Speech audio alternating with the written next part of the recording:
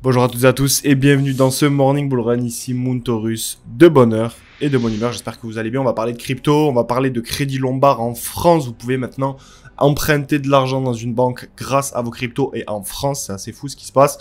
Vous allez également pouvoir gagner ce matin une formation totalement gratuite sur l'investissement et l'éducation financière. On va parler d'Ethereum, on va parler de la SEC et on finira par voir techniquement ce qui se passe au niveau de BTC et d'Ethereum également. C'est parti. Alors c'est la grosse news là d'aujourd'hui, on a une nouvelle loi française qui est entrée en vigueur le 30 avril 2025 qui est passée un petit peu sous les radars et qui permet d'utiliser ces cryptoactifs comme garantie pour obtenir un prêt en euros via un crédit lombard sans avoir évidemment à vendre ces cryptos. Le principe du lombard c'est simple, vous bloquez vos actifs dans une banque, vous avez un certain pourcentage, donc généralement c'est 60, 70, 80% grand maximum du collatéral que vous avez mis justement en banque. Donc si vous avez 100 000 euros, vous pouvez emprunter grosso modo 70-80 000 euros. Et l'idée c'est de ne pas vendre vos cryptos. Donc jusqu'ici c'était réservé aux actifs financiers traditionnels. Ce mécanisme il est désormais accessible aux particuliers et aux entreprises à condition de déposer les actifs auprès d'une banque agrégée CASP, prestataire de services sur crypto actifs. Donc concrètement, ça permet de financer un achat par exemple immobilier, un projet professionnel ou un investissement tout en restant propriétaire de ces cryptos. Et seules quelques banques évidemment proposent ce service et l'accès reste très limité et non sans embûches. Vous allez devoir fournir plein de justificatifs, plein de documents. On est en France, pour moi c'est une bonne nouvelle.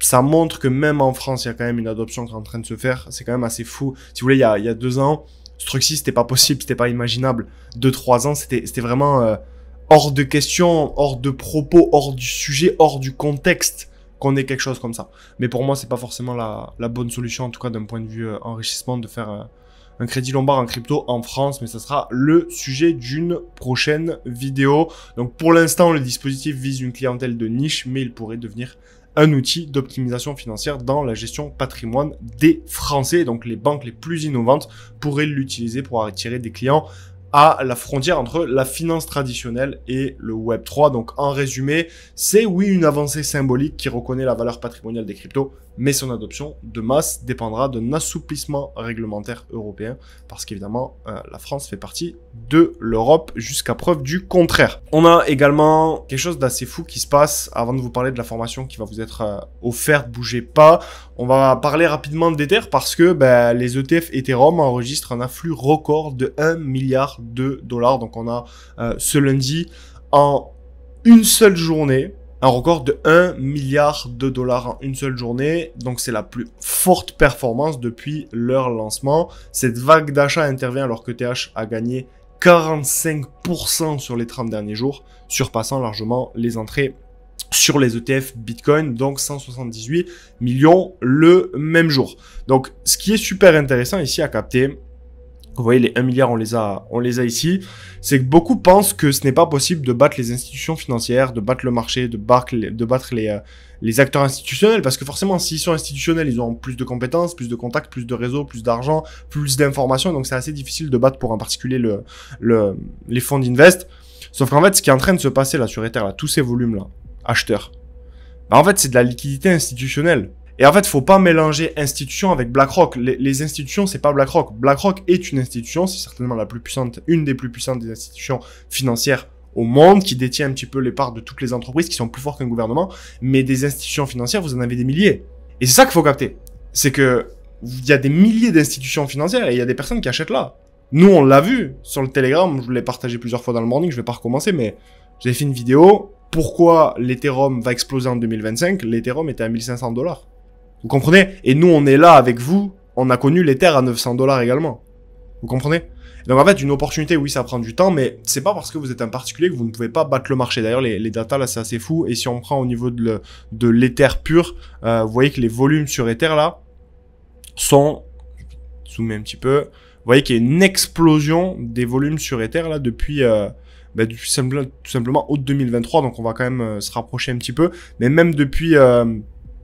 depuis janvier 2025, on a quand même une explosion, une tendance haussière au niveau du volume sur Ether. Ça veut dire que l'Ether est de plus en plus utilisé, de plus en plus échangé, qu'il y a de plus en plus d'investissements faits dans l'ETH. Et c'est plutôt une bonne nouvelle pour la suite. Et donc voici ce que j'avais à vous partager. Donc on a sondé les membres du canal Telegram et je leur avais demandé tout simplement si, ah ben vous voyez là au niveau de la vidéo, elle était ici.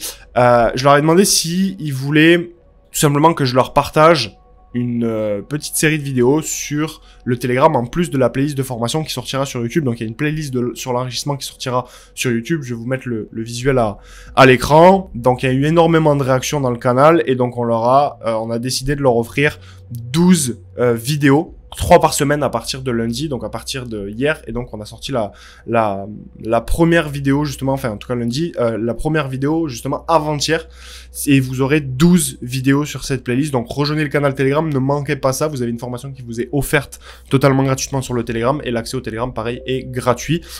Donc le lien est en description, je vous le mets, vous rejoignez, vous avez accès à vos vidéos et ça vous permet de préparer la rentrée et d'avoir des concepts qui sont très peu abordés, des concepts qui vont vous permettre de vous enrichir sur du long terme et des concepts qui vont vous permettre de prendre une avance considérable sur la masse. Ça se passe dans le canal Telegram et c'est totalement gratuit.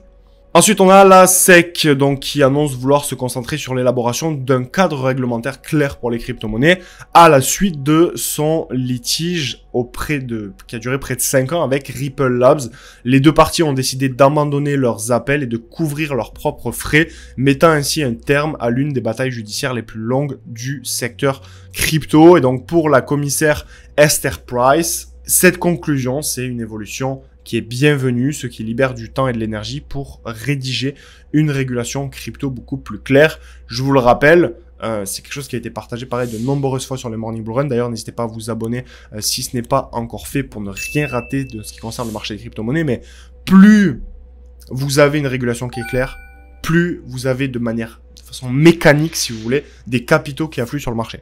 C'est la base, ok? Et donc, ce truc-ci là, de se concentrer sur une régulation claire, et bien forcément ça va amener des capitaux sur le marché, c'est obligatoire. Parce que le plus gros frein aujourd'hui de la liquidité institutionnelle, malgré qu'elle soit de plus en plus présente, eh bien c'est le flou réglementaire, la complexité, la jeunesse du secteur, etc. Et donc plus on va avancer, plus la régulation sera claire, ciblée, précise, chirurgicale, et plus on va avoir des capitaux. Et donc on n'a rien connu pour moi de ce qui va se passer là sur les prochains mois. Et on a Paul Atkins qui partage cet avis en affirmant que l'objectif est désormais de bâtir justement lui aussi un cadre réglementaire qui favorise l'innovation tout en protégeant justement les investisseurs. Et donc cette orientation, elle s'inscrit dans une volonté beaucoup plus large de la SEC de passer de la confrontation judiciaire à la construction d'un environnement réglementaire stable et prévisible pour l'industrie crypto. Et donc encore une fois, ça va dans le sens, la direction de la vision qui est partagée depuis des semaines, depuis des mois, depuis des années ici sur la chaîne YouTube. Et donc évidemment, il y a tout qui commence à se mettre en place, un petit peu comme un pulse qui commence à prendre forme et c'est assez agréable à voir. Au niveau de l'Ether, donc certains m'ont demandé, Moon, est-ce que tu penses que c'est le moment de prendre ses profits sur Ether? Est-ce que c'est le moment de vendre? Est-ce que c'est pas un petit peu une surchauffe, etc. Moi, j'ai de l'Ether, je souhaite m'en séparer. Donc déjà, première chose, vous devez avoir une stratégie d'investissement qui est claire, une stratégie de prise de profit qui est claire. Si vous ne l'avez pas, ben, c'est un gros problème, tout simplement. Mais pour moi, si vous voulez, ben là, en fait, on est sur une zone... On est vraiment là actuellement sur une zone clé. On est sur une zone qui a été travaillée. Vous connaissez le pattern que j'affectionne tout particulièrement. Vraiment une belle tasse, si vous voulez, comme ceci, avec une anse, avant de pouvoir justement repartir vers le haut. Et donc pour moi, même si Ether, c'est bien apprécié, même si sur le court terme, on pourrait potentiellement avoir quelque chose... Je vais dézoomer un petit peu... avoir quelque chose comme ceci qui se dessine, où on est, alors évidemment, sur le court terme, plus on va sur le court terme, moins c'est facile de voir le marché, mais même si, pour moi, c'est pas le scénario que je privilégie, mais même si on a un retracement comme ça, ben en fait, l'Ether va continuer à monter, pour moi. Et là, ce qui est en train de se passer actuellement, c'est que pour moi, là, on est sur une zone de résistance qui est super importante, et donc à la limite, ce qu'on peut faire, c'est venir rejeter cette zone, venir contracter un petit peu, avant de pouvoir justement repartir. Mais pour moi, c'est qu'une question de jours, voire de semaines, avant que l'Ether puisse justement repartir, puisse continuer à s'apprécier à la hausse.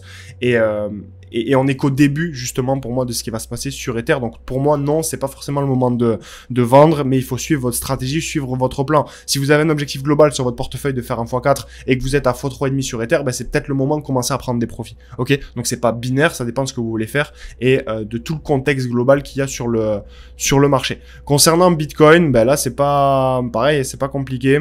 Ce qui est en train de se passer, donc pour moi la dynamique haussière est toujours en train de est toujours d'actualité, hein, tout simplement. Là, qu'est-ce qu'on a? Si on va plutôt se mettre en daily. On a pareil le même principe, hein. Donc sur le précédent morning, on était à ce niveau-ci, sur cette mèche-ci là, donc on était en train vraiment de casser la zone.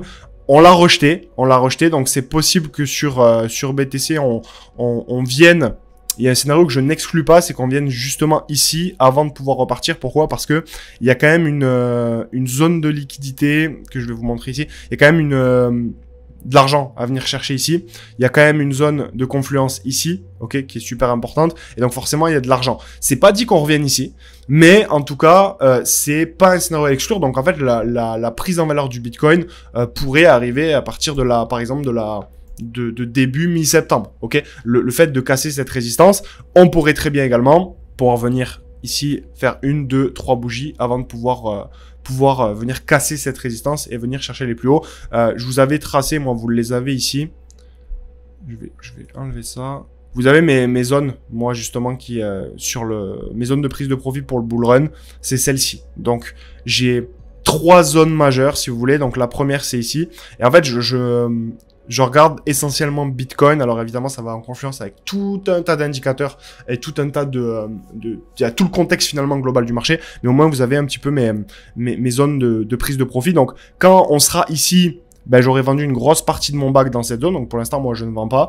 Quand on sera dans cette zone, ben, j'aurai peut-être vendu ici à ce niveau-ci, peut-être 80% de mes cryptos. Et là, il me restera peut-être 20% justement de mes cryptos. Et là, au-dessus, il me restera quasiment rien. Donc, c'est les 3 zones de prise de profit progressif que je vais pouvoir amorcer justement pour avoir ça ensemble dans le groupe privé. C'est tout pour ce morning bull run. J'espère que ça vous a plu. Si vous avez des questions, vous n'hésitez pas à les poser directement en commentaire. Et quant à nous, on se retrouve très prochainement pour une nouvelle vidéo. C'était Moutorus. Ciao, ciao.